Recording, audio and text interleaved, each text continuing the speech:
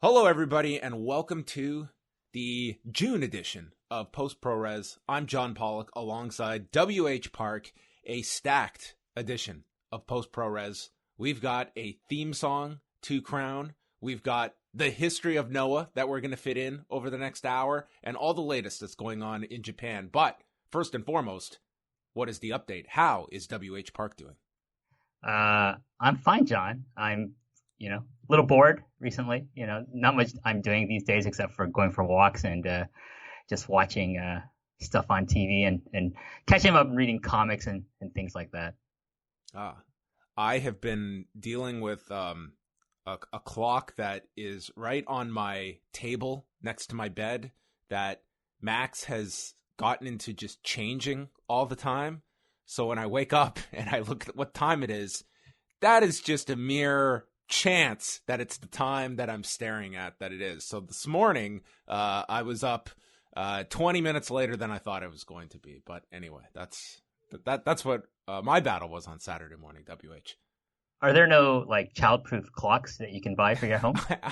I might have to look into that. Child-proof clocks. That was not one that I thought would be on the checklist, but it might be. I mean, he's changed this to it's in army time now. He's just found out the buttons at the back, so it's even when you change it back, it's not going to stay that way for much longer. But anyway, that's one thing I will seek out, a child-proof clock. But man, we have a lot to get to, including I'm very much looking forward to our theme song contest and this history of Noah. We're gonna look back because it was 20 years ago that the company took form and was a massive news story at the time. So we will guide your way through what became of the split from All Japan and the formation of Pro Wrestling Noah. A very religious theme to this, using Noah's Ark to go take. I guess two of each worker was probably the initial hope. I mean, if only they could have cloned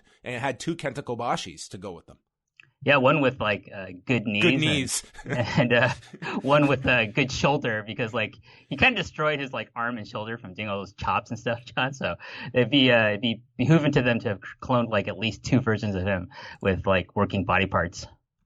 Well, we start off on a real down note, and that of course last weekend being the unfortunate passing of Hana Kimura at the age of 22. We had WH on last week after the Double or Nothing show, but just in the days that followed, WH, I know you picked up some copies of the Weekly Pro Wrestling, but I imagine that the coverage there has been pretty enormous because worldwide, with the Terrace House connection and everything, this was certainly much more than just a wrestling story. I think with the worldwide coverage, even if the media in Japan wasn't going to necessarily pick it up, they would be forced to, just because it just became this worldwide story. And the coverage has just been to the point where the government is talking about this, and to get the government in Japan to talk about anything is it's a pretty big deal, John. So this has kind of resonated with a lot of people in Japan because bullying is something that exists in Japan. It's a pretty big problem here, and cyberbullying is as extensive, if not maybe even worse, in Japan than it is in maybe Western countries. Because if you understand this kind of idea of the public face in Japan, which is the persona that you present to your friends and your coworkers, and that's the polite person. And then there's a private face, which is where you keep all your true feelings, the anonymity of Twitter or Facebook or whatever allows that private face to become more public without consequence. So I think, that you have all this pent up frustration in people, and they just let it out on social media. And I think, unfortunately, this, was directed towards Hana Kimura from people who it seems more in the realm of the Terrace House fandom rather than pro wrestling fandom. Yeah, I mean they've suspended the current season of Terrace House, and you would do you think that this is such a taint on that series that is so connected to this death that could be it, that this show couldn't come back under these circumstances? Well, I mean, Japan hates scandals. That's a big thing that we have seen throughout history of that was the like, downfall of Pride. It was the scandal, and that was it. There was no coming back because they lost their TV deal from that. And like this is a huge scandal. Like like there's more and more news coming out, information coming out about possibly the culpability of the Terrace House producers, and that that includes the writers and the directors and things like that. So, and the way Terrace House is shot in the sense of like they encourage the people on the show to be a certain way, and like including in this case Hana Kimura being more heelish, I suppose, kind of like, okay, we need more drama on the show. You're a wrestler, or, this situation came up. You just take it to a different level. And, obviously, the way reality TV is shot and edited plays a large part in the drama that's created. And from that, like, you gotta think a large part of the public is like looking at Terrace House, Fuji TV and the producers and thinking like, you have to bear some responsibility for this. And I don't see like how anyone could watch this show after this, honestly. Like I've never watched it, but like I can't imagine ever going back and like watching any of the episodes with Hana like at all on these, because like knowing that it led to her death in a large part. But yeah, I think the show is done. Like they suspended the production of it in February because of the coronavirus, and then they obviously canceled the rest of the season. I don't know how they come back next year unless they, wait a long time and they just change the name of the show but keep a similar concept to it.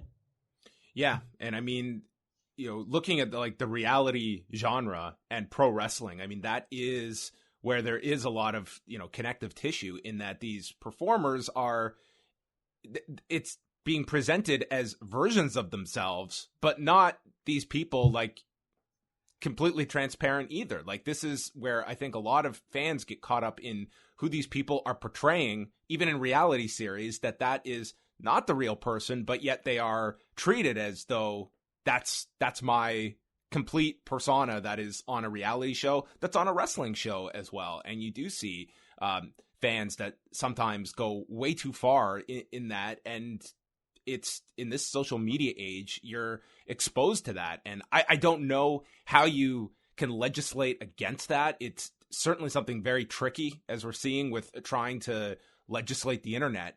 But we're looking at a time now where this is, not going to be just a lone issue when it comes to Hana Kimura, and the outcry afterwards, I mean, is pretty evident of that, of the abuse and harassment that a lot of performers, entertainers, athletes take on a daily basis, and just have brushed it off that it's part of the job and it shouldn't be part of the job.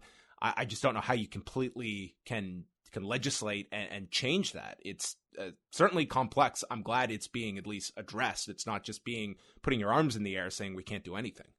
Well, it's kind of a bipartisan issue in Japan, like the Liberal Democratic Party, which is the ruling party of Japan, and the Constitutional Democratic Party of Japan are like, the two members of those groups are talking with each other, and like we have to come up with something to like curb this and somehow. But like you said, John, I don't know how you police the internet. Like, I think it's a very, very Wild West situation on there, even in 2020.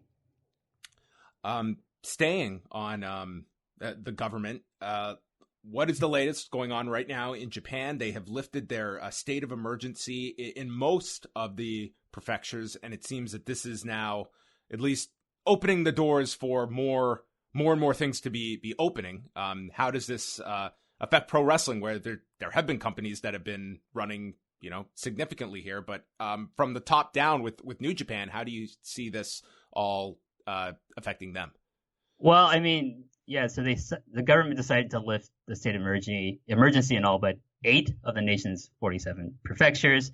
Prime Minister Abe, talked about adopting a new lifestyle based around what he called the avoidance of 3 C's, confined and crowded spaces, and close human contact to prevent a second wave of infections. Yesterday they announced 22 new cases of the coronavirus in Tokyo, John. So I'm a little worried about opening, things up.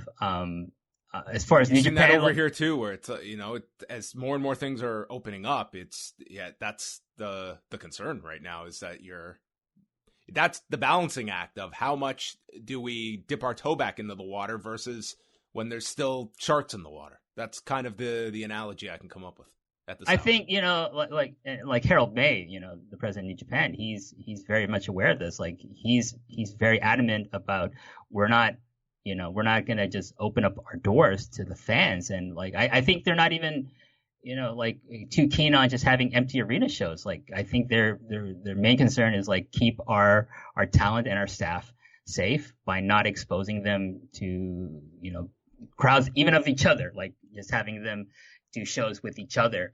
As far as I know, there's no, cases of coronavirus, reported among Japanese wrestlers of the promotions that have been running right now. But who's to say like what's out there that's not been reported?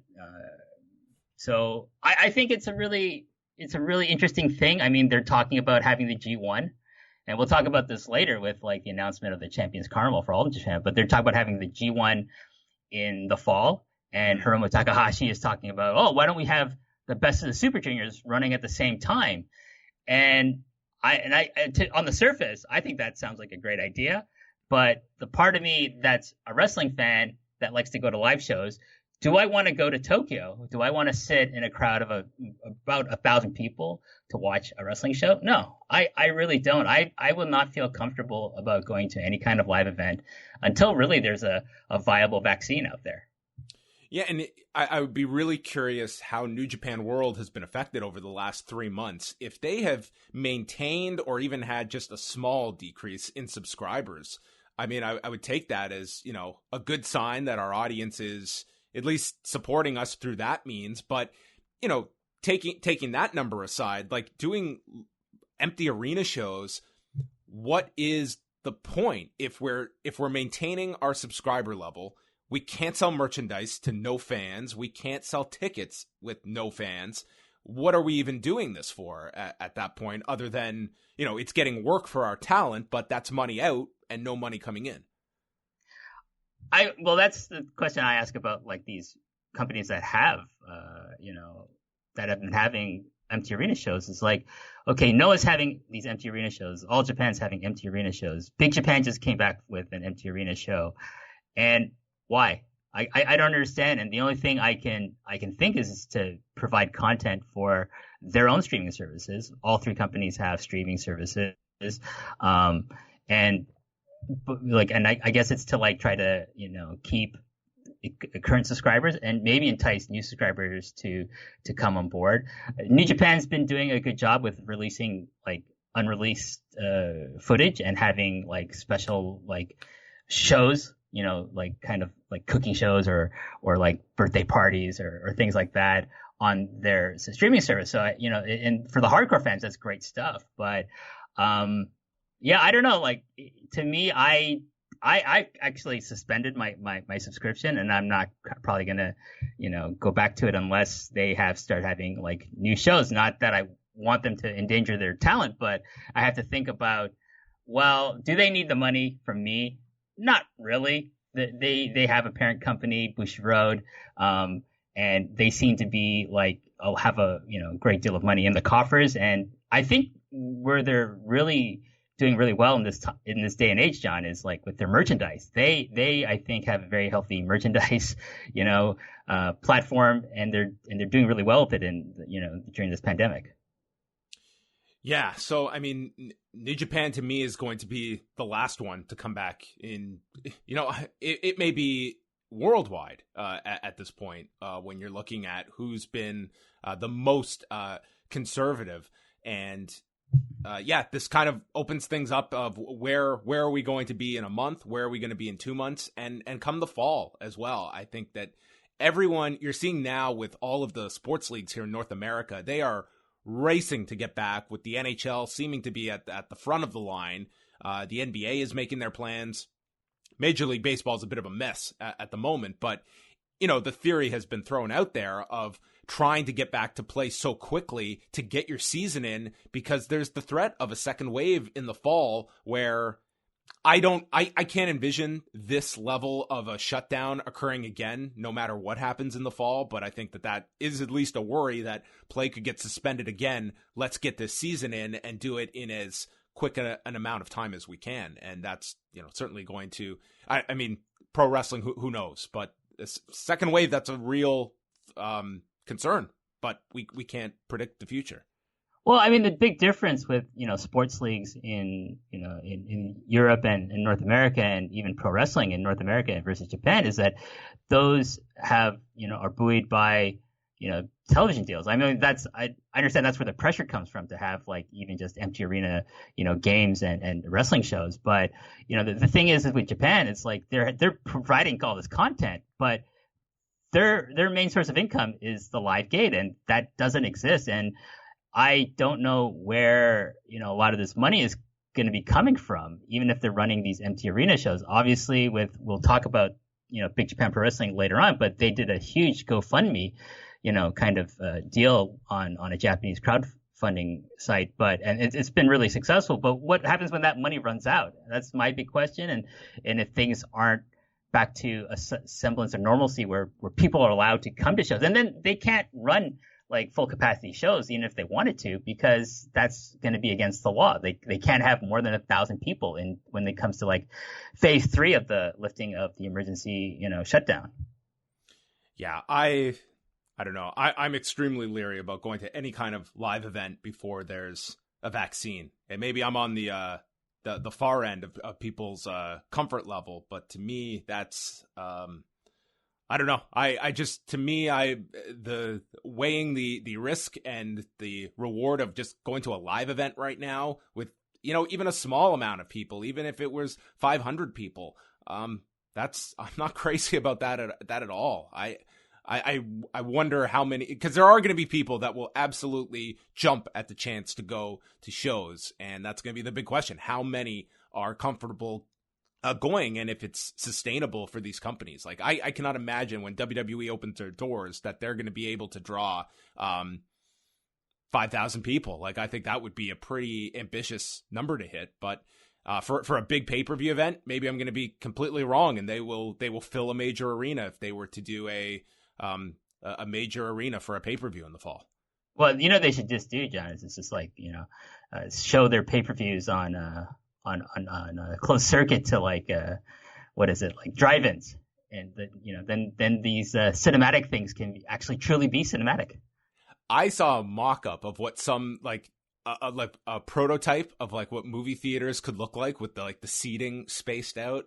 Can I just say, I love the idea of having to of going to a movie theater, and I know I don't have to sit next to a stranger for the entire 2.5 hour movie. I think that's great. John, I gotta say, like, I love going to movies in Japan because people are polite and are quiet, and they don't really make noise in the movie theaters here, which I love. The other thing is, if we now have like seatings where there's like plexiglass and kind of a cone of silence surrounding us to protect us from, really? I don't like that. That's kind of my idea, like what the WWE has been doing with their shows recently, using the plexiglass. I would be all for that if I just had my own personal surround sound system and I don't have to like worry about the person using a smartphone next to me and distracting me with the light from that, or having to hear their stupidity of like responding to things on screen. I would actually kind of like that, to be honest with you. If you want to see amateur night for aspiring stand-up comedians, go to a matinee movie, and you'll hear all of them throughout the show. Everyone's got their punchline, and boy, it makes you want to punch them. Let us move on to 2AW. You've been watching a lot of this company. Why don't you just chat a bit about what they've been doing and some of the tag matches that you've been raving about? Yeah, so 2AW, Active Advanced Wrestling. It's the former K-Dojo promotion. I've been watching a lot of their shows since pretty much the March 25th show up till now, primarily because like I'm really into this tag team of Chango and Kaiji Tomato, and for those of you who don't know so Chango, imagine like if you take Mikami from classic DDT, you just look him up. You take Jeff Hardy, like Extreme Extreme version of Jeff Hardy. Take KZ from Dragon Gate. Take Kakihara, this character from this Japanese movie called Ichi the Killer. Look him up. All right, you mix these guys in. You put them in the Brundle teleporter from David Cronenberg's The Fly, and it goes wrong. You get Chango, John. That's what you get with this guy's look. It's something else. It's I like it though. It fits this guy's character. And then Kaiji Tomato. Like a lot of people might think, WH, would you be into a tomato-themed cheerleader wrestler? And you would think I would say no, but I am totally into Kaiji Tomato. This guy's fucking awesome, John. Like, I love the gimmick, and he's a great wrestler. That's the thing. Both these guys are really, really good wrestlers. They won the tag team titles, the 2AW tag team titles from Ayoto Yoshida and Tank Nagai on the March 25th show. They've been having like pretty much title defenses every show that 2AW has been putting out, and they're all good, John. They're like a lot of other podcasters have been talking about. Like this is one of the top 3 tag teams in the world right now, because that's how good they are. And it's not because it's of the coronavirus or because of Entry Arena shows. They're just having really excellent matches, and I urge people to go check those out. The April 28th show, is probably my favorite tag team title defense. They take on the young guys team of Kotaro, Yoshino, and Tatsuya Hanami. Tatsuya Hanami, I'm really high on this guy. He has your typical young lion look, black trunks, one knee pad, short boots. But this guy's awesome. He's such a great character. He's got so much fire in him, and I'm really looking forward to seeing this guy develop. But they had an awesome tag team title defense against these guys. If you're gonna check out any match, check out that match. They had a May 10th defense against Kengo Mishimo and Kuno Toshima that was good as well. And then they just, on the May 23rd show that I just watched this past week, they had a defense against their stablemates, Dinosaur Takuma and Kyu Mogami. And John, I don't know if you've seen this match. I don't know if you've ever seen what Dinosaur Takuma looks like. This man wears a singlet with a plastic or a rubber dinosaur tail, and he's got a pink mohawk.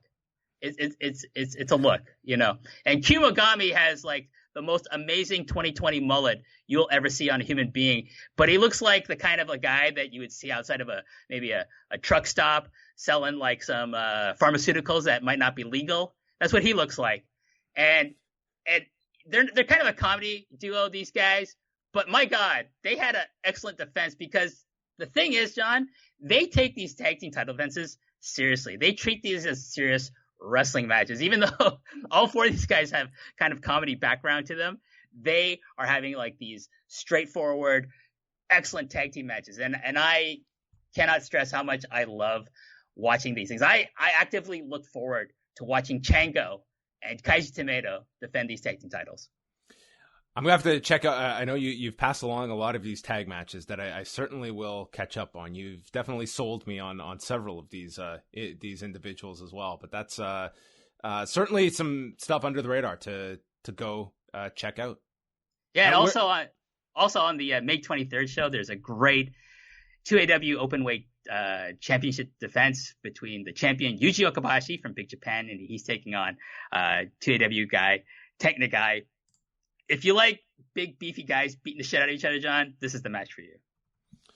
Moving on to All Japan, you had mentioned off the top that they are tentatively planning to run the Champions Carnival tournament in the fall, in September. And it sounds like it would be just Japanese-based wrestlers, that they wouldn't be flying in any foreigners for this. And does this sound ambitious to be shooting for September for this tournament? Or do you think that, ultimately, I mean, All Japan have been running shows. I guess it's more so going back to our question from a strategic standpoint. Is it smart to be doing this in an empty arena setting if you can't open this up to fans?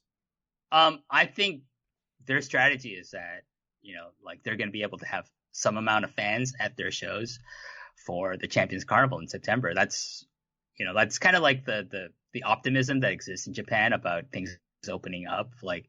And in empty arena, they've been running pretty much a weekly television show, on the AJPW.TV streaming service since April, the end of April. And, if for nothing else, they'll do the Champions Carnival just to try to get new subscribers to kind of, sign up for this thing and to keep existing subscribers. Because if they're not running like must-see events, then I don't know that they think that we can keep our existing fan base. Like, all this is kind of like out of desperation. Like, I think most companies in Japan are running out of desperation, John. So I do think it's ambitious, but I don't think that they think they have a choice in not doing the Champions Carnival in September.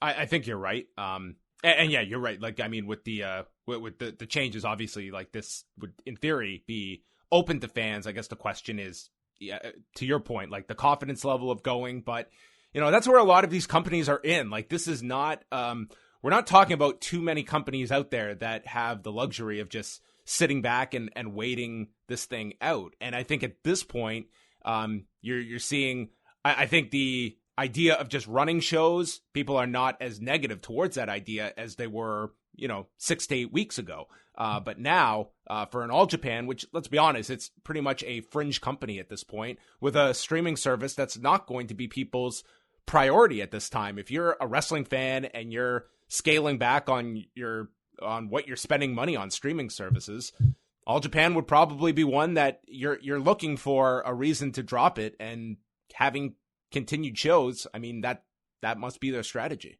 Well, I mean, they've been really creative in how they're using their streaming service, John. They have these one match, quote unquote shows under this banner that they call Fight Club, which usually features like a younger, less experienced wrestler fighting another one. And sometimes they bring in younger wrestlers from other companies like 2AW or Big Japan Pro Wrestling or the now defunct Wrestle One. And I think it's a great idea to get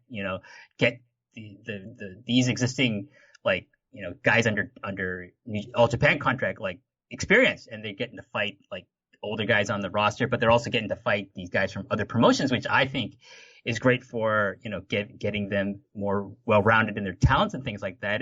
And usually, John, these are things like that are less than 10 minutes. It's a one-match show. Mm-hmm. You can watch it under 10 minutes. I'm like, that's great. I can spend 10 minutes, less than 10 minutes watching a one-match show of like an inexperienced guy getting more experience and having some interesting matchups. And I like a lot of the young guys in All Japan. So like it's a great thing for me to want to watch. And the other thing that I think has really been helping All Japan is the acquisition of Shotaro Ashino from Wrestle One. And he's been a great addition. I think he's been, the shows I've been watching, I mean, the Wrestle One contingent, like that has been, to me, 3 of the standouts on these shows. Yeah, so along with Ashino, we have Yusuke Kodama, who's a junior heavyweight, and the big beefy guy, Kuma Arashi. Do you know what Kuma Arashi translates into English, John? Oh, please enlighten us. So Kuma means bear, and Arashi means storm. So this man's name is literally in English, Bear Storm. Wow, I'm just imagining that visual. I think he has some lightning bolts on his gear, and he has like fur from a bear. I think it's fake. Don't worry, people. But yeah, it's something else. But they're part of a faction that existed in Wrestle One called the Enfant Terrible, and yeah, they've been great. Like definitely, All Japan is using the Wrestle One talent that they've acquired a lot better, in my opinion, than what Noah's been doing with the talents they've acquired from Wrestle One. So I'm excited because they're already mixing them up, John. Like Ashino and company have already had matches against Jake Lee, Kenta Miyahara. I think they just did a tag match with Zeus and Izanagi. So like they're throwing Shotaro Ashino like right in the mix with all the big players. And you got to think if they do the Champions Carnival, he's slotted to be, pointing very, very high, if not winning the whole thing. Anything else on the All Japan front before we move on? No, that's fine. DDT, they've been running quite a lot of shows as well. So I mean, the cyber agent strategy has been just to move forward. But tell us what the latest is in DDT land, or DDP, whichever. Well, I'm not going to talk about yoga on this show, John, but yeah, what's interesting about DDT along with All Japan is like these companies have started following kind of more of an American model of providing a weekly TV show for the content. I think primarily because they can't go on tour. They're not allowed to travel really outside of the prefecture of Tokyo or the Kanto region. So they stay within that area. So like, okay, we can't get people to go to our shows. But we have to provide content to, again, draw people to our streaming service. So they've been running basically a weekly TV show. I don't watch a lot of it. Like, honestly, DDT is not for me. It's, if you like, the cinematic stuff, you'll love DDT. Like if you want to see a Japanese version, basically these are the people who created this shit, John. Like I'm not a huge fan of They that. are the authors of the template of what pretty much all the major companies now are leaning on. DDT was the first, promotion I think to run like a wrestling match, quote unquote, through a corporate building. So they did. That's where WWE stole that idea. They essentially stole that idea. But I will say one thing I am excited about in DDT is Masato Tanaka being the KOD champion. This is the same Masato Tanaka that was wrestling in ECW with Mike Awesome. This is insane. It's just insane. That was over 20 years ago. And if you look at Masato Tanaka now, you would not think that he's close to being in his 50s. This man is like in amazing shape, and he's wrestling at a high level. But he's the main champion in DDT, and he's been having some really great title defenses. I'd recommend the May 9th match against Yukio Sakaguchi, who is the son of New Japan legend Seiji Sakaguchi, and he had a recent match with not a long one, but a match with former MMA fighter Shinya Aoki. And yeah, Masato Tanaka is definitely, if you like serious wrestling, those are the things to check out. If you like the goofy stuff, then check out everything else out on DDT. It's totally for you. Like, definitely, this is if Wei had the time, I bet he would be like, WH, I want to record a 10-minute segment just talking about DDT for Post Puroresu every month, and I'd be like, okay, you do that because I'm not going to. It's we get both between you and Wei. They're great filters for DDT. It's like you can choose your own adventure of how you want to consume DDT. Exactly. But definitely, like they're a company definitely who are doing a lot of interesting content during the pandemic era. So definitely check them out. Now, Dragon Gate, they have launched their King of Gate tournament. So they're in the midst of that. It's a 24-man single elimination tournament. Is this being done? Is this just the Japanese commentary for this? They're not doing any English at the moment, are they? I don't think they are. I didn't hear anything about Jay or Larry Dallas being on these shows. I don't listen to English commentary anyway, so it's not something I would have been aware of anyways. But as far as I know, Larry Dallas has left Japan. I believe so. I think he's back in the United States. So and Jay lives here, but I don't know if they just want him doing commentary by himself because he's like relatively new to doing commentary. So, but I don't know, John. I'm not one to say to people like if you don't need you need English commentary to understand this. I don't think you do. I think wrestling is universal enough that if you can get past not having English commentary, you can fully enjoy this. And most people should be able to get past not having English commentary on most Japanese wrestling, because that's how it was for like 40 fucking years before, New Japan kind of went full tilt into it. I'm with you. I think for some that are not familiar with a product, it's an easy gateway when you have that option for show number one, where you kind of get your mix. And I think once you kind of get the general understanding, I think I'm with you. The other thing is about Dragon Gate, John, and I think you can back me up on this. Dragon Gate is the template of indie wrestling and wrestling on a mainstream level in the last 5 years. They created the template of the sprint. Basically, if you are a big PWG fan and you like the sprint matches, they lifted that from Dragon Gate. Like indie wrestling sprint matches, like high spots, and the ones that are really good with like high spots and psychology, that came from Dragon Gate. So like if you like that style of wrestling, you can watch Dragon Gate. Like it easily translates to a Western audience. I've always maintained that it is the most accessible type of wrestling, even though it's kind of lucha based. It is the most accessible type of wrestling to a Western fan, and has been since its inception, back even to when they were Toryumon. You know what I've been watching a bit of, because Ring of Honor's YouTube has actually been putting up a lot of like great stuff from like the golden era, and they put up the Blood Generation Do Fixer 6-man from WrestleMania weekend in 2006, which myself, Wei, and Benno all attended. We didn't know each other, but we were both there, and that match totally holds up 14 years later. You know the thing about that match is, John, it's like it's a great match. I love that match. But my God, they've had so many much better matches in Dragon Gate. And, Dragon Gate's been really good about actually putting up a lot of their earlier content, that, their TV shows from Gaara.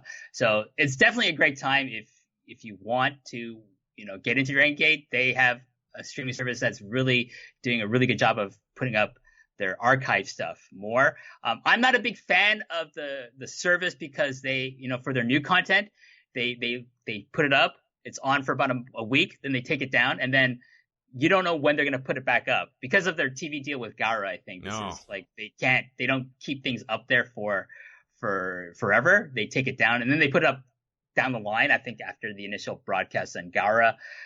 So it's not really great in that sense. But if they're putting more and more like classic Toryumon and like early 2000s Dragon Gate up there, I urge people to like watch that stuff. That's some amazing influential stuff that like still holds up to this day, John. Now, last month when we were on, we talked about the status of Big Japan, and they were going to a crowdfunding campaign. And what are the results of that campaign so far? And how would you assess the health of Big Japan 1 month later, since we spoke about their issues? Well, they raised their goal and they exceeded it. They're at 10.6 million yen right now. Like I checked today. And this campaign continues until June 12th. Yeah, I mean, in that sense, they're doing really well. They just came back with, a May 24th TV show on Samurai TV called Crisis Survivor, Volume 1, John. And this shows something else. It's taking place in their dojo. Their dojo looks like a torture dungeon. Like, if you look at this place, it's like grimy as fuck, John. And I thought, oh my God, this is like, they should shoot all their like small TV shows from their dojo because it's perfect for the aesthetic of a deathmatch company.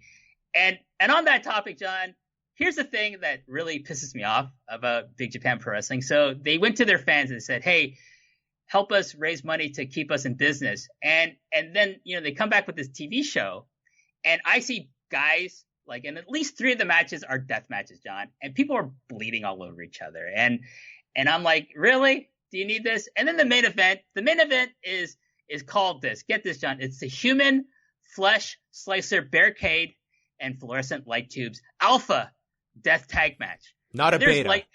Not a beta. It's the Alpha.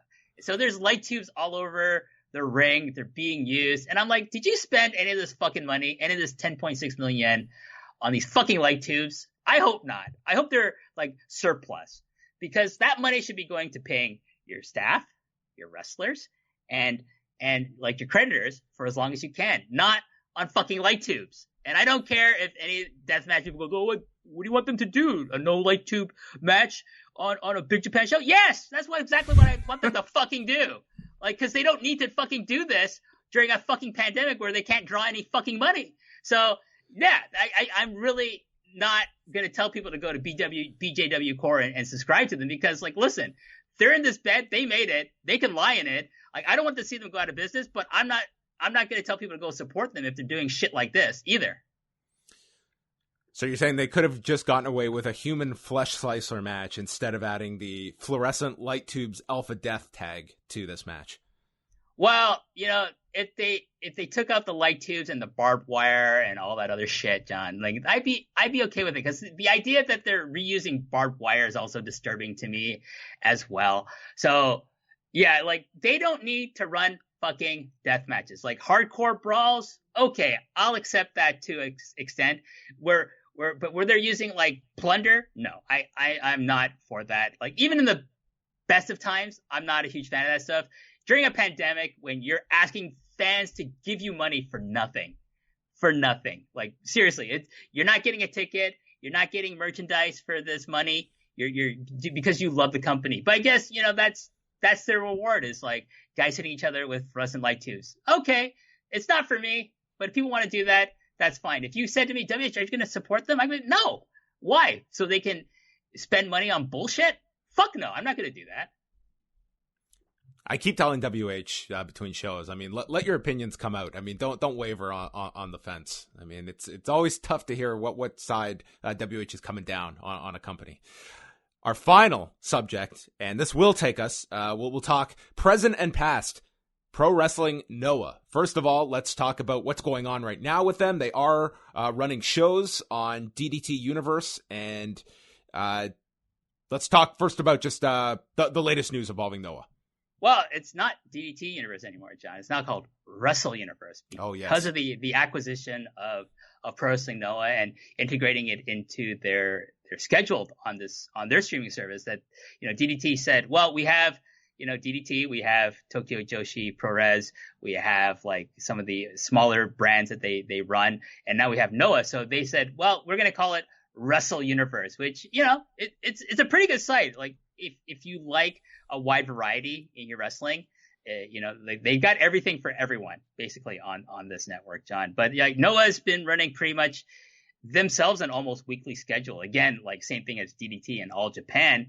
And like, again, like it has to be to provide content, because they're not making any money off of this, off of these shows in terms of a live gate or merchandise or anything like that.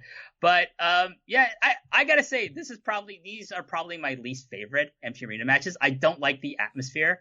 Like they're a company that does not use roster members or staff to fill out the crowd like All Japan does, and it really suffers for it. And the way they shoot the show, like the camera angles and stuff like that, I'm not a big fan. And it's weird, John, like, all the photographers from the newspapers and all the production staff, the camera people and stuff like that, they're wearing these like protective, biohazard suits essentially. And like the referee, the ring announcer, the people around the ring, the young boys around the ring, and the wrestlers in the ring aren't wearing shit. Like they're just like, out there like there's no pandemic out there. And it's really weird and quite honestly disturbing to see that visual for me. But, the news coming out of this, if we want to, kind of pivot to a more positive thing, is that on a recent show, Kaito Kiyomiya, the former GHC heavyweight champion, he made an open challenge to Kazuchika Okada. And in my opinion, I think this is either to get publicity, it's just a publicity stunt, or, Cyber Agent and Bushiroad have agreed to do some kind of joint show, maybe with some of the other promotions as well, down the road to like raise money for, the wrestling industry as a whole. I can definitely see that being a thing that you could see a lot of cooperation later this year and into next, where there are going to be some struggling companies. And I really could see that being the tact of New Japan, to be much more open with helping out and working with other companies. I definitely don't dismiss that at all. And if they do this match between, Kiyomiya and Okada, John, I don't think it's going to be a singles. I'd be very, very surprised. Probably a tag match. It's probably going to be a tag match, like not a 6-man or an 8-man, probably a straight. Yoshihashi is getting his way in there. He's going to be the hottest worker in that match. He'll be like, I got a chance to prove myself against, the Noah guys, because they made us look stupid during that G1 that one year, and then they never came back. But speaking of tournaments, John, so Pro Wrestling Noah has kind of announced that they're going to run the N1 Victory Tournament. So this branding is coming back. Cyber Agent has not decided to change it. It's coming back. It's also scheduled for September, tentatively from the 18th to the 26th, and maybe a couple more dates scheduled in October. So think about this, John. In the months of September and October, it's very possible that we could see the N1 Victory Tournament, the Champions Carnival, the G1, the Best of the Super Junior, and even 01's Fire Festival tournaments, all running around the same time in the greater Tokyo, Yokohama, Chiba area. And that's insane to me. Like, I don't know how you're going to schedule like the venues for these things, because like I still got to think, even in September, October, the places that are available to you are going to be very, very slim. And so many of these buildings, like it's like you're booking them like months, if not a year out, correct? Like I don't even know how all these venues are going to, I mean, granted, we're in different times where everything's been thrown out the window, but that sounds insane when you lay it out there. Like there will be at least one example of some casual fan buying a ticket to go to a G1, realizing, hey, wait, I'm at the N1. What's the N1? I want to go to the G1. I'm going to tell people, like, if you're looking to go to the G1 and you go to the N1 instead, you might be a little disappointed, because I like Noah. I really do. I think they got a good roster, but the talent level is not the same as in New Japan. That's just my opinion. What is your, okay, of those tournaments, what do you think is realistic? What do you think comes September, do you expect to see? Do you expect all of those tournaments to happen in some form or fashion this fall? the carnival, I think, will happen because I think they'll just run it regardless of what kind of venue they're able to get. I do too. The N1 because they have their own studio, so they can just run all the shows in their Kawasaki TV studio. That's Pro Wrestling No, of course. The 01, yeah, I can see them doing it because like the 01, they don't have any fans at their shows anyway, so it's not this time of the this pandemic is not really affecting the atmosphere that much of their shows. So WH with a dagger. I'm just being honest, John. Like, Jesus. The G1 and Best of Super Juniors, those I think are the ones that are up in the air. I think that it's not number one. I think that the G1, if they can't be, first of all, I would say the G1 would have to be like, you'd have to remap it. I don't think the idea of going all over the place is a great idea. I think you almost need one central place. And then you start wondering, well, running however many shows in 1 to 3 locations, does that make a whole lot of sense for us? Like, this is a touring tournament that we draw because we're going to different places. We're not going to get people coming to 18 shows over the course of 6 weeks. So then it becomes, is this something that we absolutely need right now? And if we do, we have to go in it with measured expectations that this is not going to be the lucrative G1 that it would have been a year ago, and it might be a year from now. And on top of that, you couple that with the Best of the Super Juniors. I don't dismiss that idea out of hand that in future years, having, whether it be the off day or incorporating the undercard, that you make these like super shows. But I think that's a tournament that can draw on its own. Do you want to, are you drawing double because you put them together? I don't think that's the case either. So to me, the New Japan tournaments, I think they have some big decisions to make in the next few weeks, I would say, regarding the G1. And it's not that far away that I think we have to start to question, is it really that wise an idea to run the Tokyo Dome in January? Oh, I don't think they're running the Tokyo Dome. Like I don't think they're opening the borders in January of 2021, John. Like, and they would be foolish to, especially to America. I wouldn't open, like, I hope Canada like never opens the borders to America. Like, while, like, like certain people are in the fucking administration over there, because this coronavirus is never going to go away in America. And it's not like a case where it's getting, like, that's a big thing with, like, the whole NHL proposal. It's that it's not just considered like you're going to get a rubber stamp for athletes to cross the border. It sounds like it's going to be more of a complex issue with that border. Like, they are pretty serious about closing these borders for now, which I think was recently extended to like the 3rd week of June, I think is the new date. Well, I mean, the thing about like closing the borders in Japan, John, is like, in the last, I don't know, let's say 3 to 4 years, a lot of their Wrestle Kingdom business is people coming from outside of Japan to come to the Tokyo Dome. I mean, you were, this past year, you saw for yourself, like how many people, came to Tokyo to like, to watch Wrestle Kingdom. It's basically, a WrestleMania level event where people like fly in. Like it's dependent on fly-ins.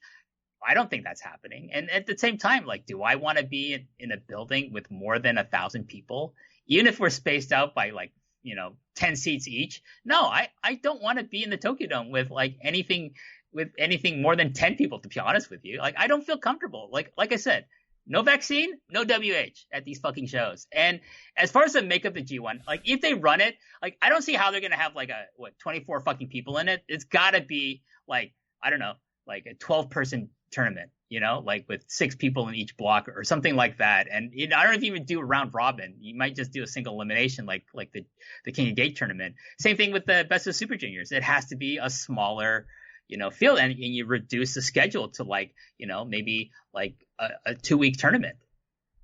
Yeah, it's really tough. It's like you're throwing darts in the dark, and you just don't know what the landscape is going to be like in the fall. We might be in a way better place, and that places are opening up. We're not seeing the surge in cases.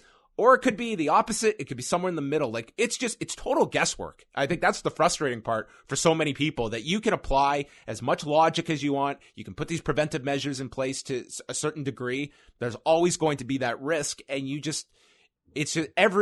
think of where we were 2 weeks ago, and God knows where we will be 2 weeks from now. And you're trying to forecast 6 months from now, 10 months from now. It's impossible.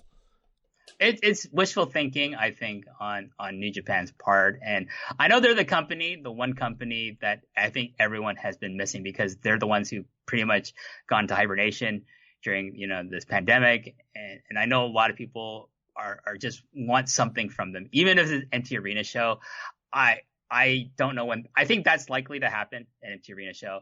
Whether you're going to get like their marquee events or big things happening on these empty arena shows, I don't know. Like it's again, I feel a lot of these times where people like run these like, big angles and things like that and have these, big matches. Like the good thing about American promotions, like, AEW, for example, is that they can make money from pay-per-view. Like I think Double or Nothing did well as far as pay-per-view fights. That's a speculation. That's something that you can monetize. We don't have that model in Japan for anything. So I don't know, if you're not having fans, like how are you making money outside of trying to keep subscribers to your streaming services? And that's kind of the thing that's kind of like saving a lot of these companies, is like they have, to some degree, some kind of TV deals with like Samurai or Gaora or whatever, and they have their streaming services, which they are able to, some of these companies are able to monetize, existing subscribers. And I don't know if they're getting new ones, but we'll, that'd be an interesting, discussion to have. If like, are they getting new subscribers? Okay, let's go back. Let's turn back the clock now to the spring of 2000, because it was June of 2000 that one Mitsuharu Misawa held a press conference and announced the formation of Pro Wrestling Noah. So let's start from there, WH, of what leads up to that press conference. And I think you have to go back to January of 1999, a year and a half prior. Giant Baba dies. And where is All Japan post Giant Baba? So, like you said, John, January 31st, 1999, Giant Baba, the founder, the owner, the main booker of Pro Wrestling Noah, dies of cancer.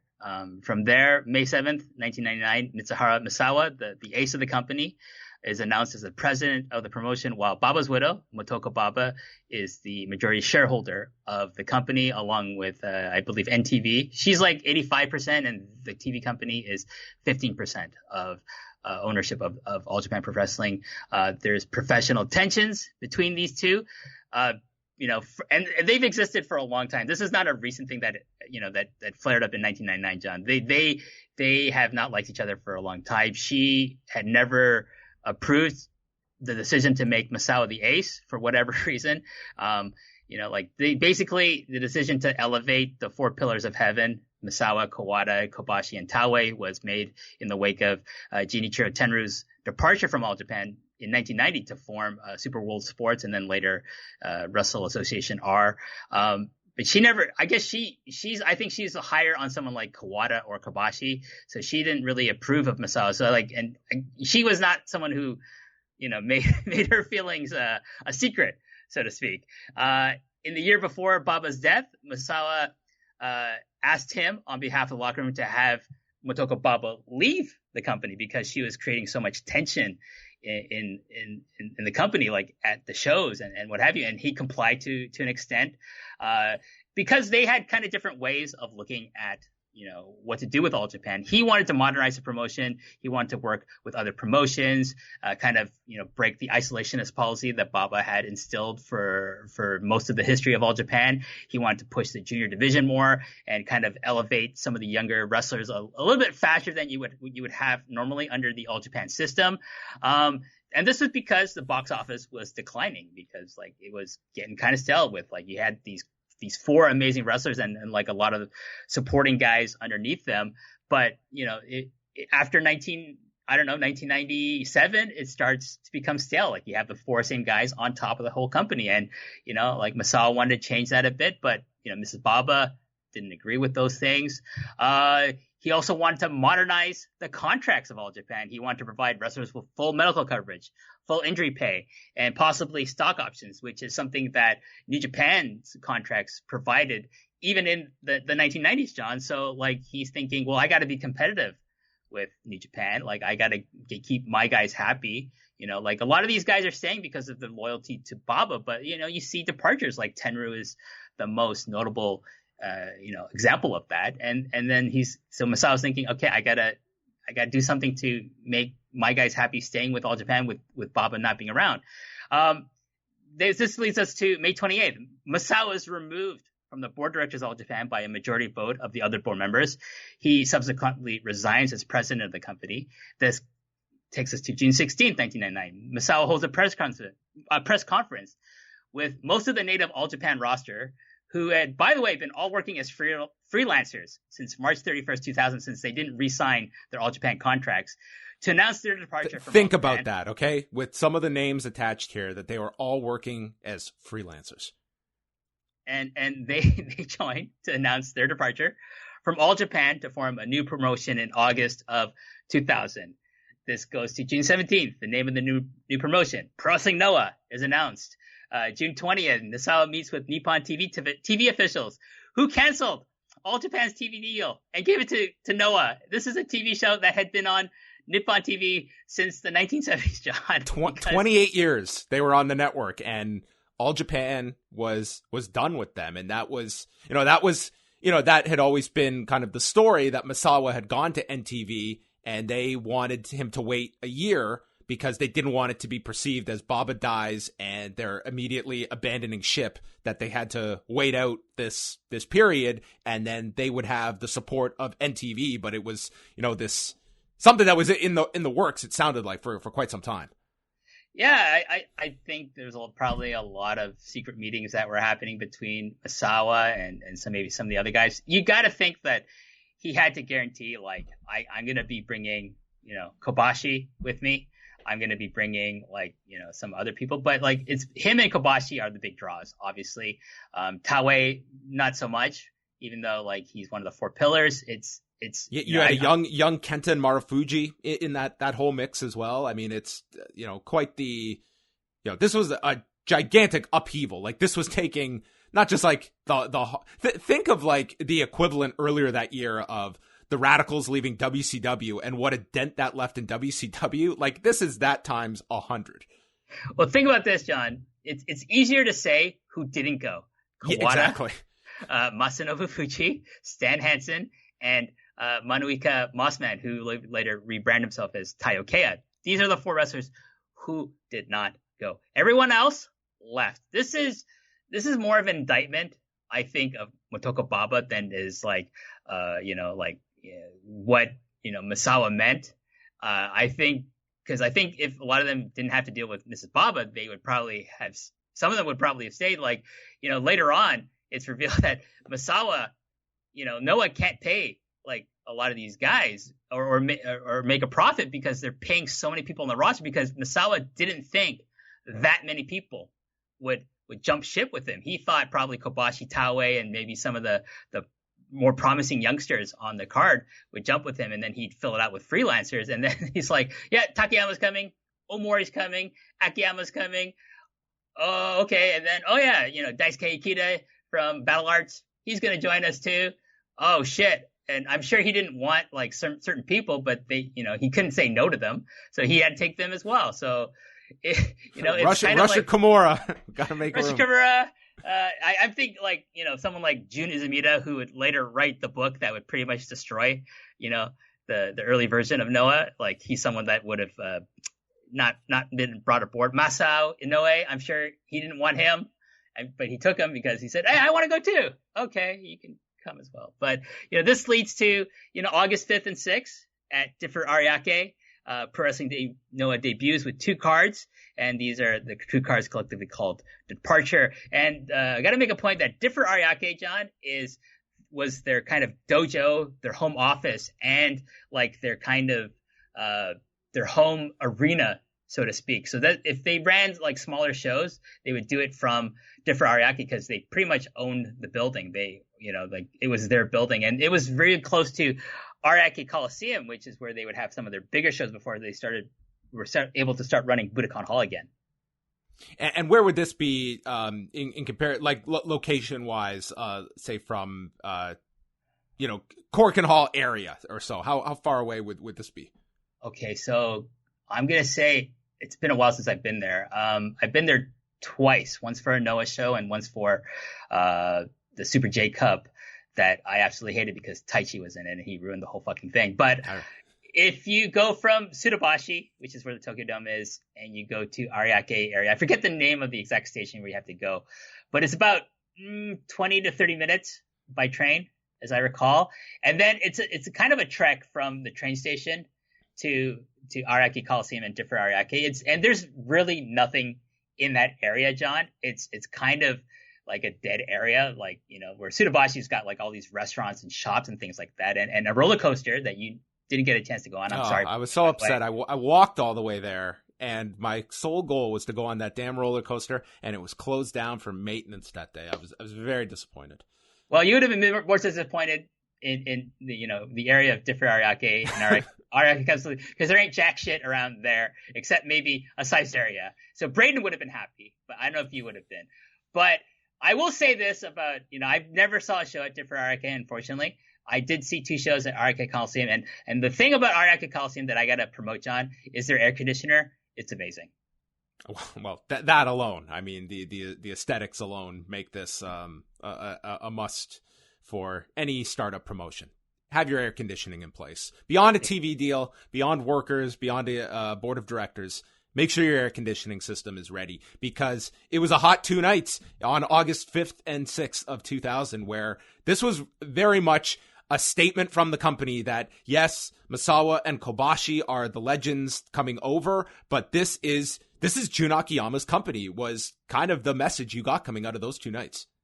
Yeah, so in the first show's main event, Misawa and Taue lost to Kobashi and Akiyama in a 2 out of 3 falls tag match. And on the second night, Misawa and Ogawa took on like a younger team, Shiga and Daisuke Ikeda. I think that's also the second show. Is that the one where, you know, Kobashi and Akiyama have their singles match, right? Yeah, that's the one where he he uses the guillotine and submits Kobashi with the king crab lock. Yeah. So, and like you were talking before, like Noah's not on NTV right away because Motoko Baba threatening to sue NTV because of like which she felt was a breach of contract with All Japan. So Noah didn't get onto television until April of 2001. So it takes nearly a year for them to actually make it onto television. So they're primarily depending on their live gate and fans coming to their shows, which, you know, was successful because like they were drawing pretty good crowds. The question of whether they were actually making a profit is a completely different matter, though, John. But I don't want to really. I doubt it enough. It's I guess the big question is like the injection of cash from NTV, but you would like just the startup costs alone, you would imagine it would be pretty significant. Well, I don't think they start to turn a profit until really their December 23rd Great Voyage show at Ariake Coliseum. That's when, like, okay, this company is starting to actually make money for us, so we can, you know, go forward with a lot of our plans. Most of 2001, you know, like Kenta Kobashi is really supposed to be the star of the show. Misawa's wanting to phase himself out a bit more because of his injuries and things like that. But, you know, most of 2001, Kenta Kobashi is out, John. He's wrecked at this point physically. His knees are non-existent at this point. This man is being kept together by basically spit and tape, essentially. And so he's out. Like, and Misawa really wanted him, like, get well. I don't want you working injured. I want you to be able to carry this company. If it means you're out for a period of time, we'll carry on without you. You come back. And then, of course, Kobashi would come back like later on. And had a bit of a run. Yeah, so he did.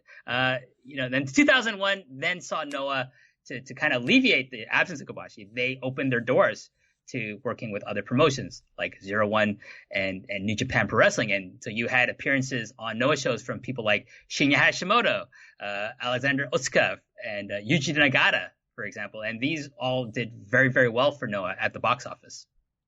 Yeah, I actually went back and rewatched Kobashi and Nagata. I watched a bunch of the Kobashi matches knowing that we would be talking about this today. But that's, yeah, I really look at Noah at like the early years as pretty much the crossroads comes to me at March of 2003 with that Misawa Kobashi match. And there was all of that pre-period before Kobashi wins the title, and then it's like on to the next chapter of Noah from that period on with the 2-year title run that includes the 2 dome shows.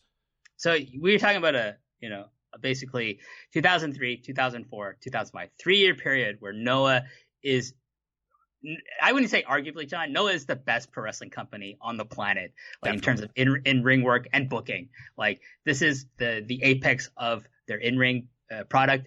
They have an amazing roster, including heavyweights and junior heavyweights. They have a great tag division, and they have the return of Kobashi, which is big box office for them.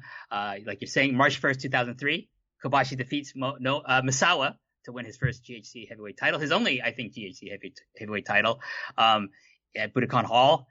This is like a legendary match. I recall Braden and Davey talked about it on one of their best match ever shows. You brought it to O'Grady's one night. That's the first time I watched it. It probably was like 2 or 3 weeks after the match. You brought it, and we watched it after an episode of Raw, and I was in awe of this match. This is still to this day one of my favorite matches.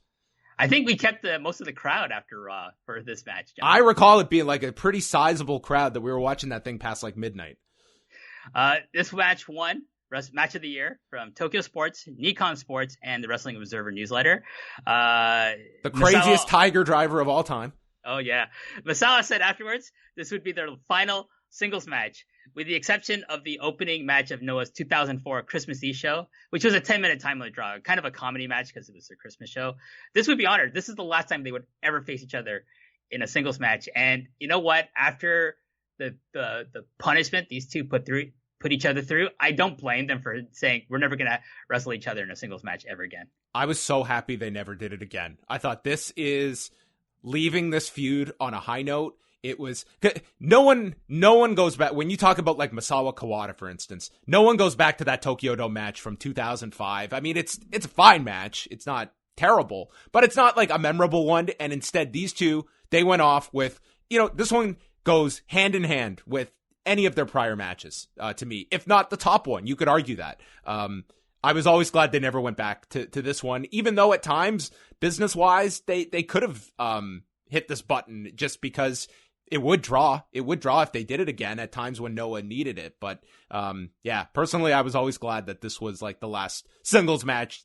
I had totally forgotten about that exhibition they did, which I guess is kind of a sidebar to their matches. Also at this time, like you pretty much have the emergence of this amazing junior heavyweight division, John, led by Naomichi Marufuji, Kenta, Motoko Hashi, Yoshinobu Kanemaru. He's originally a Noah guy, and Ricky Marvin is in this division. And then they would bring in like outsiders like, Davey Richards and Bryan Danielson, and the Briscoes would wrestle in the new Noah junior division. And to me, it was the best junior division of the early 2000s, better than even, the New Japan junior division, which I felt had kind of like creatively, and talent wise kind of gone down from the 90s because a lot of departures and, just the way the company overall was being booked at the time. This was like, for me, this is the reason why Noah is my favorite promotion of this time, is because of people like Marufuji and Kenta, and just how well like the titles in this division were booked. The GHC junior heavyweight title and the GHC junior heavyweight tag titles were just always guaranteed to provide some really good matches for you, John. Yeah, and remember the time period. This is when Pride is dominated, like 2002 through 2006. Like Pride is the top MMA promotion in the world, more so than UFC. UFC really doesn't take off until 2005. And in Japan, I mean, New Japan is largely in shambles at this point. All Japan is trying to stay together. This is during the whole Muto era. And Noah is going the complete opposite tack that New Japan is. They're presenting their vision of pro wrestling that was resonating, and they were absolutely the number one company in terms of just quality in-ring product. They're not the financial juggernaut that WWE is, but in Japan, they are the number one company in Japan, and that's when you had Pride at its peak. Yeah, and this kind of culminates on July 10th, 2004, which is the date of Noah's first ever Tokyo Dome show, headlined by Kenta Kobashi taking on Jun Akiyama for the GHC title. Another, epic match, of course, between these two. And then a year later, we would have on July 18th, 2005, their second Tokyo Dome event, Destiny, featuring Kobashi versus Kensuke Sasaki. And on top, Toshiaka Kawada versus Mitsuharu Misawa. And, you would think, wow, they must have done really well on this show. They lost 10 million yen on this show. So they needed to start a crowdfunding campaign for this, John. Like maybe they would have been able to recoup that money. They needed a human flesh alpha death match on this show. Maybe that would have been the difference maker. But first of all, just I do want to talk about that Kobashi Kensuke Sasaki match. But just a few months prior, that's when they take the title off Kobashi with Takeshi Rikyo winning the title March 5th. Now, hindsight, I think that tells the tale right there. But at the time, what did you think about him being the one chosen to end this legendary title reign of Kenta Kobashi as he's held this title for 2 years? I thought it was a terrible idea, John. Takeshi Rikyo is a tag team wrestler.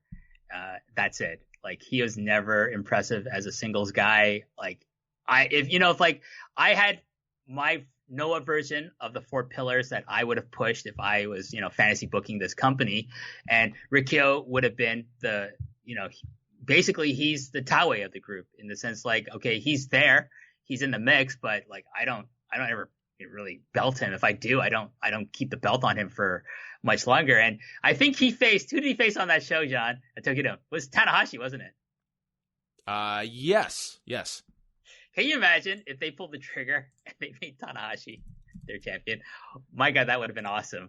But I always thought it should have been Morishima, or it should have been like Akiyama again, like being the champion. I never thought that Rikyo was a good idea, just because he didn't have any charisma. He had good size, and he was solid, but he was never a charismatic person, and like he just never elevated himself beyond being like a mid-card guy, in my opinion. I don't know what they were thinking when they put the belt on him. I'm sure it was like, we're all beat up. Rikyo's probably like, he's relatively better shape than most of us in terms of his actual health condition. Yeah, he wouldn't have been the Takeshi that I would have chosen either. I think Morishima at that time was the guy that you could have seen being groomed to be that Terry Gordy level heavyweight star for them. Well, I can't remember the timeline. This would be before he does his ROH title reign, right? Yeah, this is before.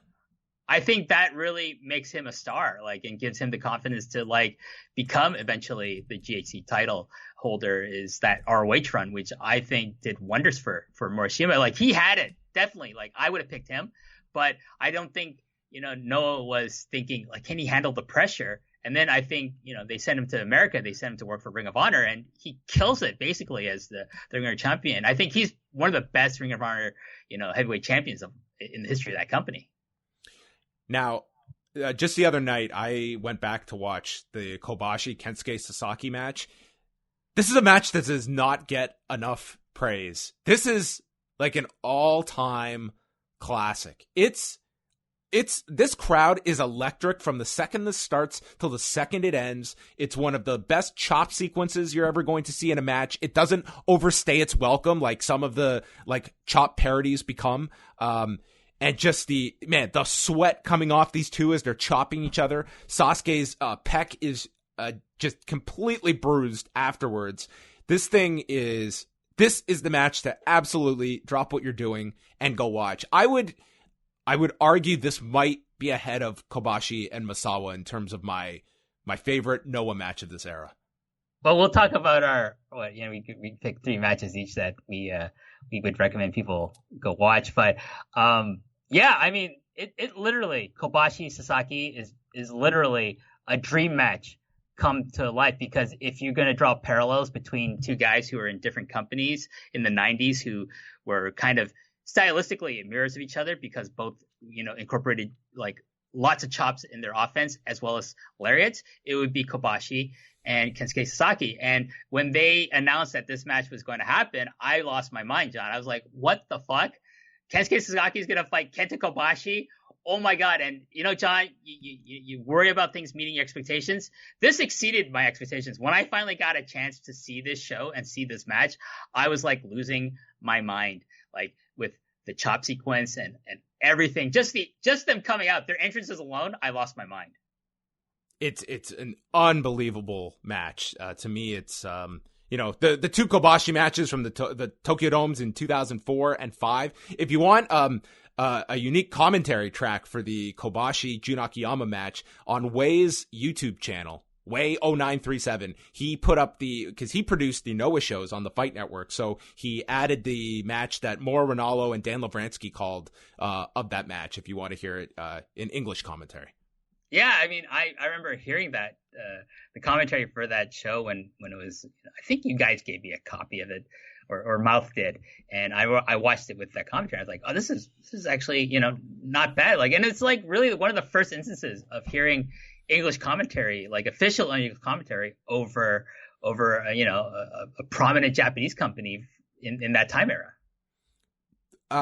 So after, Kobashi, he loses the title. He still has like a big 2005. That's the year he goes to Ring of Honor and has the match with Samoa Joe. But 2006 is when I think time really starts to catch up with Kobashi, more so than just, the physical injuries he's been, dealing with for years. But he also gets cancer in 2006, and that takes him out for a year and a half. And this is really, to me, Noah's struggle. It's life after Kobashi. Misawa is drastically reducing his, involvement in terms of being a main guy, and it's trying to find the successors, which was very tough for Noah.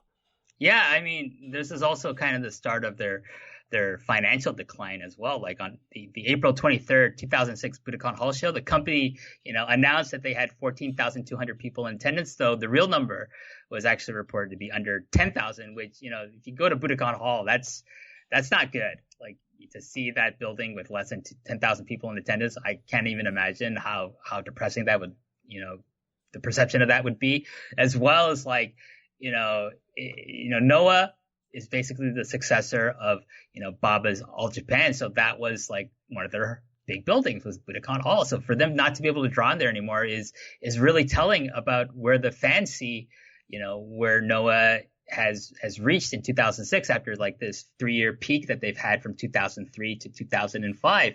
And like you're saying, like in July of 2006 is when, Misawa announces publicly that Kobashi has kidney cancer and they don't know when he's going to come back, if ever, to the company. And this really is, like where we can see a big decline in the creative, because like, the thing with Noah was like, they kind of put everything on the shoulders of Kobashi, Misawa, and Akiyama, and to some degree Yoshihiro Takayama. But like Yoshihiro Takayama's, in terrible condition. He's also now a freelancer, so he's actually working more for New Japan Pro Wrestling at this point, like along with Minoru Suzuki. So they're doing a lot of stuff over in a different company, and it really hurts Noah. And I would have gone with like, Marufuji and Kenta, but they're junior heavyweights, and in Japan, especially at that time, the perception is junior heavyweights are not, box office draws. They're not people we headline with.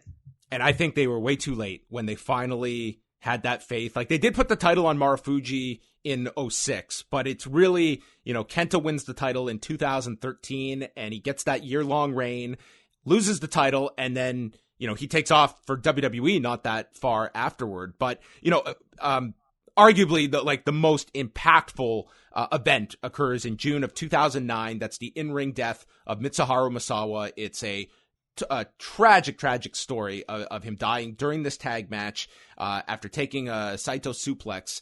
And that's, that comes just a few months after they had lost their time slot on NTV, which was not a great time slot. They were like in the middle of the night on Sundays. So at this point in time, during the Misawa, during his death, what is Noah's, like, they're on G Plus at this time? Is that kind of their only television at this point? G Plus is basically it, and that's a satellite, that's a cable kind of subscription network, you need to pay extra for that. So it's not like they're on free TV anymore. And like in September of 2008, like this Nippon TV affiliate called Yomiuri TV, which is basically the Kansai region, which includes Osaka, Kyoto, and Kobe, cancels Noah. And Kansai is a huge market for pro wrestling for any company. So this is a huge blow to Noah, on top of everything else that they're dealing with financially and in terms of like, their TV shows and things like that.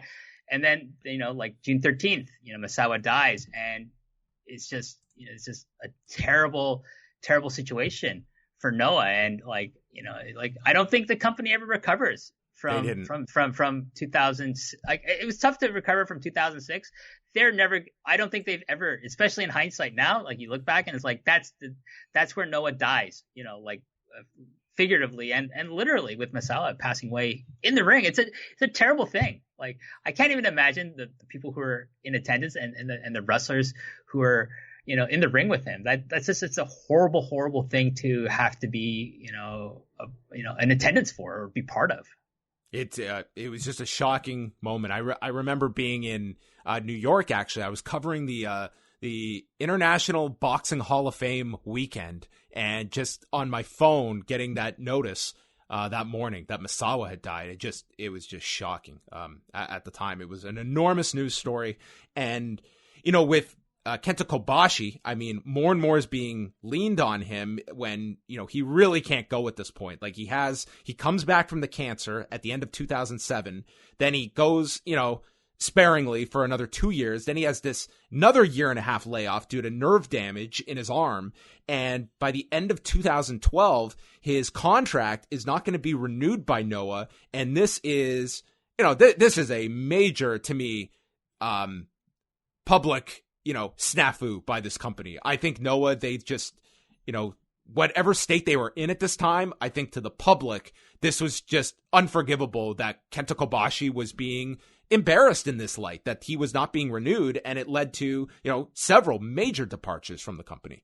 Yeah, 5 major wrestlers. They would jump to All Japan Pro Wrestling, and they would form a group called Burning, which is in honor of Kenta Kobashi. That's the name of his faction in Noah. So it's Jun Akiyama, Go Shizaki, who is like, the guy who's being groomed as the next ace of the company. He leaves with Akiyama, Yoshinobu Kanemaru, Kotaro Suzuki, and Atsushi Aoki. And of course, Aoki, up until the time of his death, was still a member of All Japan Pro Wrestling. And Akiyama is still a member of All Japan Pro Wrestling.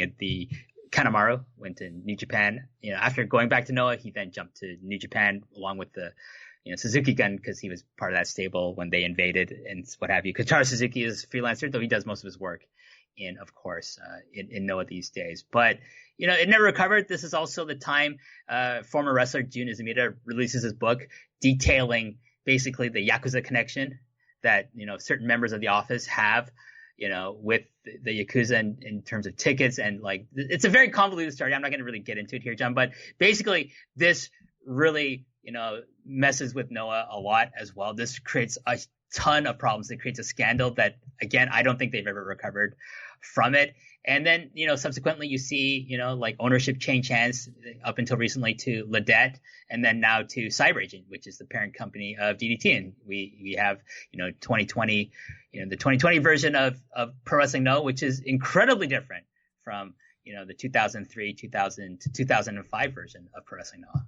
Yeah, and I mean, you saw during the Ledet era, like really trying to distance itself. I mean, that was a big controversy, just changing the colors and kind of disassociating themselves from like that Misawa lineage, and to the current product now, under different ownership. I mean, they have at least, in theory, a pretty strong parent company in Cyberagent, at least, prior to the pandemic. I mean, this was at least we're in with a massive company at this point, and that's where Noah stands today. But it's certainly, I think, very distinct chapters in Noah's history, and you don't necessarily feel that link to I would say from pre 2010 to current. It almost feels like there's been 3 iterations of this company over the 20 years. Yeah, and I mean, for me, like the 2003 and including 2006, I really like a lot of 2006. The undercard is amazing in the company. Like I'm not as high on the main event scene per se. It's still good, but like I'm more excited about the junior heavyweights and a lot of the stuff happening with like people like Sugiura, with people like Marufuji and like Go Shizaki's emerging at this time, like Kensuke Sasaki and Katsuhiko Nakajima, a really young Katsuhiko Nakajima, like under 20 Nakajima are like doing great things. Minoru Suzuki's working in the company. Tenryu had come back into the company and he was having these kind of dream tag matches against Misawa and Kobashi and different people. It was a fun time to be following Pro Wrestling Noah, John. What are your 3 match recommendations as we wind this down on the history of Noah? So July 18th, 2005, Kenta Kobashi versus Kensuke Sasaki from the Tokyo Dome. Just one of my favorite matches of all time, John. Like it's in my top 4 and it kind of floats in between like, number 1 and number 2, depending on my mood at any given time. I haven't watched it in a while. Maybe I'll go watch it again and then maybe it'll go back to being number 1. From there, January 22nd, 2006, Kenta versus Naomichi Marufuji. Kenta is the defending GHC Junior Heavyweight Champion, and they have an unbelievable title match at Budokan Hall. Definitely check out. I think this is their best match ever between these two. July 16th, 2006, Kenta and Naomichi Marufuji taking on the team of Takeshi Morishima and Takeshi Rikyo at Budokan Hall. I love this match, John, because to me, this is like the match where I watched this and after it was done, I thought, okay, these are your 4 guys. I don't care if the 2 of them are juniors. These are your 4 guys. These guys should be who you build the company around as your GHC, title situation, titles picture, your GHC tag team title picture. These are the guys as a team, as, with different partners eventually, but these are your new 4 pillars. And they went with 2 of them. Well, they went with all of them eventually. Every one of these guys would eventually hold it, but by that time it's too late. I think they should have, just said, fuck it with, the division between the juniors and the heavyweights and just said Kenta and Marufuji, who would eventually get there anyways, you're heavyweights now. And, have them beat people in the heavyweight division and give them, credibility that way. But they never did that. And, they suffered for it, I think. And I think Kenta realized like, okay, you know what? I should have been champion in this company a long time ago. I should have been a heavyweight a long time ago. Like, let's be honest, John. Naomichi Marufuji and Kenta were the 2 best workers in this company from 2002 up until 2008. My 3 recommendations, I kind of went over 2 of them earlier. I put the Misawa Kobashi match from March of 2003 alongside any of their prior matches. To me, its historical significance is very high because it to me marked the start of an incredible, the biggest era of Noah, which is the Kobashi title reign. The Tiger Driver off the stage is to me one of the most memorable, if not frightening spots in pro wrestling history. And I definitely feel uneasy like glorifying that spot because, ultimately Misawa, like it's very hard to go back and watch these Misawa matches with a clear mind, not knowing the end result. I add as well the Kobashi Kensuke Sasaki match. This, to me, an all-time classic. To me, maybe even ahead of the Kobashi Misawa match. And number 3, a modern classic. March 29th, 2020, Go Shiozaki and Kazuyuki Fujita. I'm putting it in there because I know WH wanted to put that as an honorable mention, so I wanted to get it out on my list. See, John, doesn't count under, the parameters that we set, which is like the Misawa era of, but it's fine if you want to include it. I hate that match. If not that, I will go back to that second night. It's not their best match, but, the Akiyama Kobashi match, I think just to go back and rewatch, it's a fun match to watch to see where it's very significant that first night that you've got Kobashi, Misawa, and Taue, and Kawada does not make the move over, and it's very much Akiyama is on this level with us, and by the second night, it's positioned he is on top. Like, he is going to be, this company is designed for Jun Akiyama to take the the history of Misawa and Kobashi and build upon it. And that was the ultimate project for Pro Wrestling Noah. And you can argue the success of it. I think there are some that look back now and appreciate Akiyama more, and others that, will state that he did not get to that level of Misawa and Kobashi. And that was always, to me, the struggle of Noah, was the bar being so high in terms of the perception of the audience that could anyone reach that level. It was almost an impossible level, but they certainly went all the way with Jun Akiyama. Sometimes I wonder, John, what would Noah have been like if Kawada had jumped? Obviously, All Japan would have died. It would have completely disintegrated if Kawada had left as well. But what if Kawada went to Noah? Because if you think about it, in that time period, if we're talking between 2000 and 2008, this man, with some blips on the radar, but this man has like an amazing 10-year run in All Japan, and he gets into amazing shape, and he's relatively injury free for the most part during this time. And like, imagine if they had Kawada, who's like just killing it in All Japan with a limited number of opponents, like high quality opponents to work with, outside of people like Kojima and Muto and Tenryu for a while. But he's like making do essentially in that company. Imagine if he's having the matches with Akiyama, Kobashi, and to some extent Misawa, but like some of the younger guys. Unbelievable. I just sometimes think, like, I'm glad he stayed, but I'm glad he stayed because All Japan is still alive to this day because he stayed. But it would have been interesting if he made the jump with it would have built his legacy that much more, because I think we're at a period now where Kawada does get somewhat forgotten during, post 2000. I think that would have, so, and, ultimately, he would come in, he would do the dome match with Misawa. He would have, a great run, but it's one that, tons of what ifs. But I think ultimately, that is a portion that doesn't get talked about enough. Kawada staying with All Japan may have been the difference of All Japan lasting or not. Yeah, definitely. Okay, we're going to finish off now with the theme song contest. So we have 4 entries here, and we're going to play each of them. So, WH, if you have yours all set up, we're going to start off. Our first entry is from Chris and Dasha, all the way from Melbourne, Australia, who have been regulars when it comes to submitting themes. So we thank them very much for their loyalty when it comes to their creativity. So WH, are you all set? Yeah. Okay, so here is Chris and Dasha with their Post ProRes theme.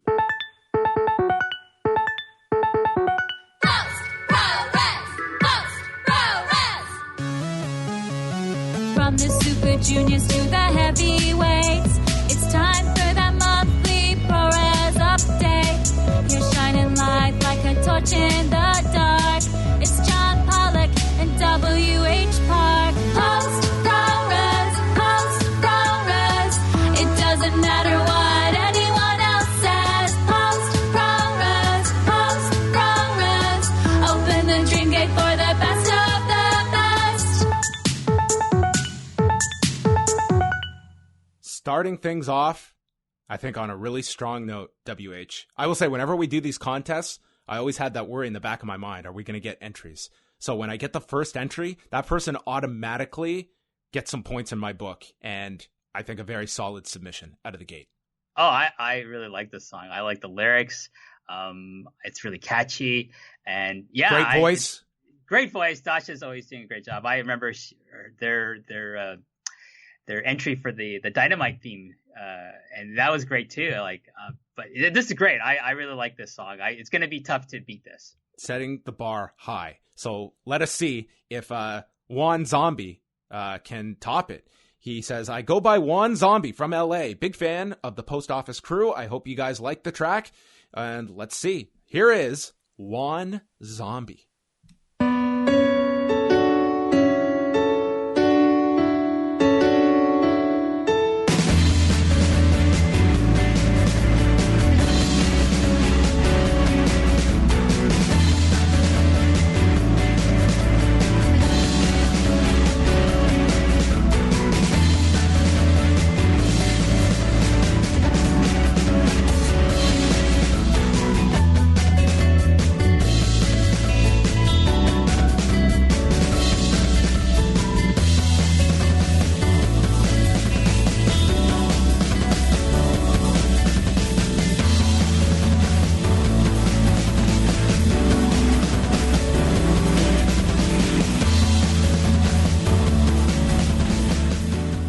Okay, that was Juan Zombie's submission, which has no lyrics, which is not we don't require lyrics, but might make it tougher. Can we agree Might on make that? it tougher. Yeah, I think so. But I do like it. It has a very kind of J-pop feel to it, it's original music, which is what we asked for. So I mean, put work into this, and it's we thank him for the entry. Yeah, I do want to say to One Zombie, it's a really pleasant piece of music. I do think it's going to be tough if you're going up against entries with lyrics to them though. Our next one is from Patrick.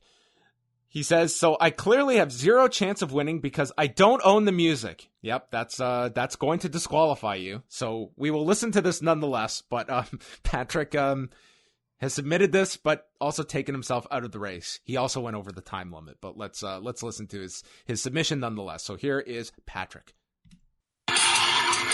Fashion taste is in his soul. Poor dress wrestlers, he knows them all. Knowing what to put on your hands and feet. Fans gather around their phone, ready for John to start the show. No stardom, you and all Japan. Whoa. WH said Jay White's not over. Better clothes makes better wrestlers. Better wrestlers. Fuck a Farley, fuck a Farley. No more G1. New Japan tag teams, New Japan tag teams. Need some fresh blood. Kota Ibushi. He is gorgeous, how fit is he? And as for Okada's legs, they have their freedom. Well, that's definitely not going to be our theme, but the creativity is through the roof. I do like the lyrics. The songwriting is really good. I don't know what he's talking about. Like he doesn't own the music. I didn't hear any music on that. It just sounded like an a cappella song to me, John. Well, I guess his tribute to the Codester, as WH would say. We have one more entry here from CM Strike. He says, this is my first contest entry since the Say This for Way contest way back. Yes, that was a very old one. So here is Chris Maffei with his submission.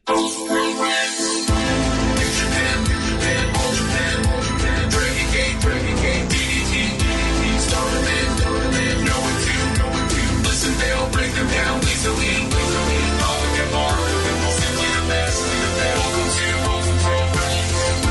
Straight from your men. WH is the man. Critiquing your nearest clan. He's not impressed. Versus the boy that dress. Your gear is a mess. All get more. Simply the best. Welcome to Awesome Pro. Chris Maffei. Mm-hmm. I really dig that tune. It reminds me of like from that soundtrack from that Ryan Gosling movie. I think it's Drive. A cool vibe to it. I like it. I like the vocoder like on this, like the effects, and I like the outro because I think it would really lead well into like your intro to each show every month, John. So like, I'm gonna say right now, Chris and Dasha and Chris Maffei are my leading contenders. And I think that's very clear. Are we going to choose one? Do you have one over the other? You know what? I do have one over the other. Like, I don't know if you do, but I definitely do. I do as well. I am going to crown Chris and Dasha as our champion. Do you agree, or do we have a dispute? I think we're going to have a dispute. I kind of like Chris Maffei's. Oh, my goodness. Bit more. Just a little bit more. I like the kind of the I think is a great, like, got a great beat to it. And that's really putting me over the edge with this. I like Chris and Dasha's a lot too, but I just like the outro a little bit more. Okay. We have two options. Okay. And you can decide what we do here. We can put this to a vote on the forum, and then the winner we will start the show off with next month. Or we could incorporate where one is the intro, one is the extra to the show. I think Chris's would have to be the extra that we go out to. Oh, like Chris Maffei's? I feel that one outro? would work. I think that Chris and Dasha's doesn't really work as an extra. But should we put this to a vote? What is your solution to this? Well, why don't we let's combine the two ideas, put it to a vote.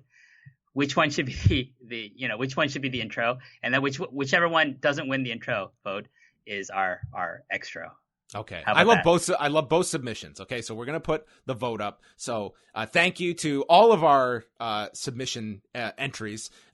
Chris and Dasha from Melbourne and Chris Maffei are the finalists of the Post ProRes theme song contest, the Bret Hart Lex Luger at the end of this show. So you can vote. And this has been a lengthy edition of Post ProRes. So that is going to end things off. Very fun show, WH. I really like the history piece that we did this month. We'll have to come up with other similar themes in the future. Definitely. We can do a whole history of human flesh slicer, alpha tag death, fluorescent light tube death matches. Well, there you go. Food for thought. So thanks to everyone for tuning in. WH and I will be back in a couple of weeks. You can follow him at WH Park 9. But maybe the biggest news of all is that if you crave more WH Park, well, you are in luck because next weekend we are launching a new series. Oh yeah, I totally forgot about that. Yeah, I saved it for the main event here at the end. It is WH Park's new series. So if everyone wants more WH in their life, you get it starting next weekend. Yeah, the long and winding Royal Road. My look back at All Japan Pro Wrestling of the 1990s. We start the series off with kind of a prologue episode, episode 0, John. We look at the creation of the Triple Crown Championship, the main title of this era. And I look at the matches that lead to the creation, kind of the history behind its creation. And joining me on that show is video essayist Joseph Montecillo, who's doing some amazing work. If you haven't checked out his YouTube channel, totally check it out. He just put up this awesome Brian Danielson, like as the greatest wrestler of all time video that's like over an hour. It's really good. And he does extensive work looking at this era as well. Also, like John, I'm gonna be on the Up Next Patreon, I think, doing a movie review of I don't know if it's on the free feed or on the paid feed, but we're gonna be doing a movie review of My Dad is a Heel Wrestler, starring one Hiroshi Tanahashi. I'm also going to be appearing on ProRes Paradise with Alan Farrell over at the Torch. We're going to look at picking some of our favorite Best of the Super Juniors matches, because Alan's doing a series this recently based around like some different guests picking their favorite matches from this particular tournament. So I'll be on that I think this coming week as well. We're recording sometime this week, and it's going to go up on that site soon. And I think that's all I have for plugs. Well, go check out all of those shows. You can find Up Next, patreon.com/Up Next, Alan's show at pwtorch.com, and of course, WH residing at postwrestling.com. So we'll be back in a couple of weeks with a new Post ProRes, and we'll have some fancy music coming in and out of the show for your listening pleasure. So thanks to everybody for listening, and we'll speak with you next time.